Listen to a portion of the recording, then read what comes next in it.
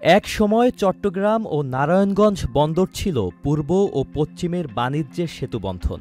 এখান থেকেই রপ্তানি হতো পাট, মসলিন, লবণ ও নৌযান সামগ্রী। বঙ্গোপসাগরের তীর ঘিরে গড়ে উঠেছিল এক ব্যস্ত সমুদ্র বাণিজ্য ব্যবস্থা।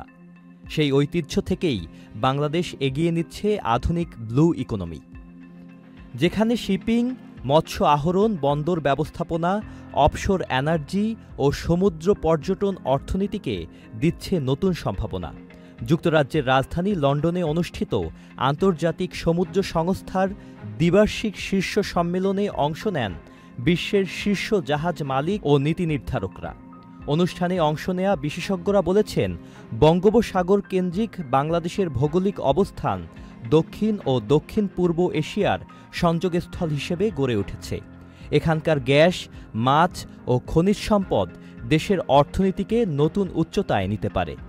অনুষ্ঠানে বাংলাদেশের প্রতিনিধিত্ব করেন আন্তর্জাতিক সমুদ্র কৌশলবিদ ক্যাপ্টেন AKM গোলাম কিবরিয়া। এ সময় তিনি বাংলাদেশের সমুদ্র চালিত অর্থনীতি গঠনের ভিশন তুলে ধরেন। তিনি জানান, বাংলাদেশের লক্ষ্য হল সমুদ্র সম্পদকে কাজে লাগিয়ে 150 বিলিয়ন মার্কিন ডলারের সম্পদ উন্মোচন এবং 30 লাখেরও বেশি নতুন কর্মসংস্থান সৃষ্টি করা।